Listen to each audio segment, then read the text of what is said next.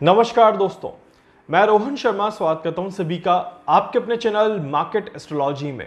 कैसे हैं आप सभी? आज हम यहां पर बात करने वाले हैं एक बहुत ही ज्यादा इंपॉर्टेंट टॉपिक के बारे में। देवगुरु बृहस्पति अस्त हो चुके हैं और बृहस्पति का अस्त होना बाजार में हलचल लेकर के आता है। देवगुरु बृहस्पति 9 जुलाई तक अस्त अवस्था में रहेंगे, इसीलिए आने वाले 25 दिनों का समय जो रहेगा ये बाजार में काफी ज्यादा अनस्टेबिलिटी को क्रिएट करता हुआ नजर आएगा। कौन कौन सी चीजें बृहस्पति के अस्त होने से बाजार में अपना प्रभाव लंबे समय तक देते हुए नजर आएंगी, कहां पर आप ज्यादा फोकस कर सकते हैं, किस तरह के मार्केट में एक अच्छा रिटर्न देखने को मिल सकता है, सारी जानकारी मिलेगी आपको इस वीडियो में। अंत तक देखिएगा ताकि कोई भी चीज आपसे मिस ना हो जाए। देखिए, हर एक ग्रह जब भी राशि परिवर्तन करता है, नक्षत्र परिवर्तन करता है, तो उसका प्रभाव मार्केट के ऊपर भी देखने को मिलता है। देश और दुनिया में होने वाली अलग अलग घटनाओं पर उसका प्रभाव देखने को मिलता है, पर बाजार पर भी उसका एक विशेष प्रभाव देखने को मिलता है। जैसे कि मंगल का केतु के साथ आना, ये बिल्कुल क्लियर इक्वेशन दिखाता था कि क्रूड ऑयल में एक अच्छा खासा जंप देखने को मिलेगा और crude oil up and down की इक्वेशन के साथ आगे बढ़ता हुआ नजर आएगा और एक रिटर्न देने की कोशिश करेगा। और वही चीजें हमने देखी यहां पर पिछले 2-3 दिनों में क्रूड ऑयल ने जिस तरह से एक रिजल्ट दिया और अभी आने वाले समय में भी क्रूड ऑयल एक अच्छा रिजल्ट देने वाला है। उसी तरह से कुछ लोगों का सवाल आ रहा था कि सर रुई के बारे में भी कुछ बता दीजिए। एक चीज नोट कर लीजिए, यहां पर आने वाले समय में रुई में मंदी देखने को मिलेगी। कम से कम 10% की मंदी तो दिखाई देती है, 10 to 20% की मंदी रुई में देखी जा सकती है। इस तरह की योग बनते हैं। देवगुरु बृहस्पति की चाल जैसे जैसे आगे बढ़ेगी, रुई के मार्केट में मंदी का माहौल देखने को मिलेगा। तो अगर आप सभी किसी भी तरह से रुई से कनेक्टेड हैं, थोड़ा सा समझदारी रखिएगा और उसके बाद ही अपने आप को मार्केट में इन्वॉल्व करिएगा। इस बात का विशेष तौर पर ध्यान रखें। मैं ये जो भी चीज़ें आपको बता रहा हूँ, ये वैदिक ज्योतिष के ऊपर आधारित चीज़ें हैं। ग्रहों की गणनाओं की कैलकुलेशंस आपके साथ शेयर करता हूँ। इसके अलावा मेरा और कोई इंटेंशन नहीं है, ना ही मैं ये कहूँगा कि आप लोग मेरे कहने पर पैसा लगा दे कहीं पर भी। इस बात का विशेष ध्यान रखिएगा।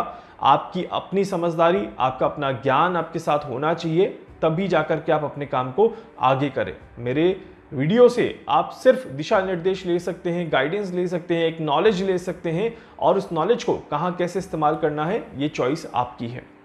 बात करते हैं देवगुरु बृहस्पति का बाजार के ऊपर किस तरह से प्रभाव देखने को मिलेगा। देखिए, देवगुरु बृहस्पति का अस्त होना बैंकिंग सेक्टर को अफेक्ट जरूर करता है। इस वजह से बैंकिंग सेक्टर में काफी ज्यादा अनस्टेबल माहौल देखने को मिलेगा। और भारत की कुंडली के हिसाब से देखा जाए तो देवगुरु बृहस्पति जो है वो बाजार के लिए, इकोनॉमी के लिए, डिजिटलाइजेशन के लिए और साथ ही साथ किसी भी तरह की आर्थिक चीजों के लिए रिस्पॉन्सिबल होते हैं। इस वजह से देवगुरु बृहस्पति का यहां पर अस्त होना भारत के मार्केट में एक दो तरफा गेम लेकर के चलेगा। एकदम से मार्केट ऊपर जाता हुआ दिखाई देगा और फिर एकदम से मार्केट नीचे आता हुआ दिखाई देगा। इस तरह के योग यहां पर बनते हैं। शुरुआती समय बाजार में एक तेजी लेकर के आएगा, उसके बाद मार्केट में एक मंदी देखने को मिलेगी एंड उसके बाद मार्केट में फिर एक तेजी देखने को मिलेगी। इस तरह के योग यहां पर बनते हैं। कुछ स्पेसिफिक सेक्टर्स और कंपनीज में आपको बताता हूं जहां पर फायदा मिल सकता है। इस समय में जिस तरह का बाजार चल रहा है, कॉपर, गोल्ड और साथ ही साथ गोल्ड एंड कॉपर के साथ ही यहां पर ऑटोमोबाइल सेक्टर्स में भी अच्छा खासा रिटर्न आपको देखने को मिल सकता है। जैसे कि मारुति हो गया आपका, टाटा हो गया आपका, यहां पर आपको अच्छा खासा फायदा देखने को मिल सकता है। हीरो हो गया आपका। तो ये सारी जो ऑटोमोबाइल सेक्टर्स हैं यहां पर अच्छा खासा रिटर्न देखने को मिल सकता है। एक अच्छी तेजी यहां पर देखने को मिल सकती है। इस तरह की योग बनते हैं। इसके अलावा फार्मा सेक्टर्स, अब फार्मा में स्पेसिफिक कंपनी नहीं चेक कर पाया मैं, बट फार्मा की कोई कंपनी अच्छा खासा जंप दे, अच्छा खासा रिटर्न दे, तो इस तरह के भी योग यहां पर बनते हैं। अब वो कौन सी कंपनी है वो थोड़ा सा आपको मेहनत करना पड़ेगा, इस बात का ध्यान रखिएगा। इसके अलावा फाइनेंस सेक्टर भी काफी अच्छा रिटर्न देगा। बजाज फाइनेंस को ले लीजिएगा, बजाज फाइनेंस काफी ज्यादा अच्छी इक्वेशन से यहां पर आता है, तो उसमें भी एक अच्छा खासा रिटर्न देखने को मिल सकता है। इसके अलावा यहां पर देखा जाए तो मिड ऑफ द मंथ 27 दिनों का समय है यहां पर।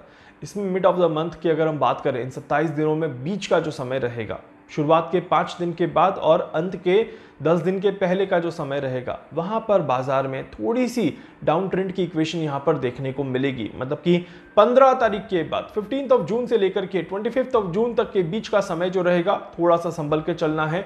बाजार में एक मंदी का ग्राफ देखने को मिल सकता है, एक डाउन ट्रेंड ग्राफ यहां पर देखने को मिल सकता है एंड इसके बाद फिर बाजार ऊपर चढ़ेगा, इसीलिए परेशान होने की जरूरत नहीं है, इस बात का ध्यान रखिएगा। अंतिम समय की अगर हम बात करें तो अंतिम समय में आप सभी टाटा पर, विप्रो पर, मारुति पर फोकस कर सकते हैं, कोटक बैंक पर आप फोकस कर सकते हैं, एचडीएफसी बैंक पर फोकस कर सकते हैं, ये आपके लिए काफी अच्छा रहेगा। बैंक ऑफ महाराष्ट्र काफी अच्छा रिटर्न दे सकता है अंतिम समय में, मंथ के एंड में। यहां पर आप ध्यान रखिएगा कि एंड में बैंकिंग सेक्टर्स में एक अच्छा रिटर्न देखने को मिल जाएगा, चाहे वो यस बैंक हो जाए, बैंक ऑफ बड़ौदा हो जाए, बैंक ऑफ महाराष्ट्र हो जाए, एचडीएफसी हो जाए या फिर कोटक बैंक हो जाए। तो यहां पर आपको एंड में, क्योंकि शुक्र का एक इक्वेशन बहुत अच्छा देखने को मिलेगा, बुध का एक इक्वेशन बहुत अच्छा देखने को मिलेगा एंड शुक्र और बुध के इक्वेशन की वजह से गुरु के अस्त होने के साथ एक कंबाइन इक्वेशन बनेगी जो बैंकिंग सेक्टर में एक अच्छा रिटर्न देते हुए नजर आएगी। तो इसीलिए ये समय काफी ज्यादा फेवरेबल रहेगा। वैसे तो मैं आपको एक मंथली ग्राफ देता ही हूं कि एक वीकली ग्राफ में आपको देता हूं कि वीकली मार्केट कैसा जाने वाला है, बट ये जो समय मैंने आपको बताया है देवगुरु बृहस्पति की चाल के ऊपर आधारित है, इस बात का ध्यान रखिएगा।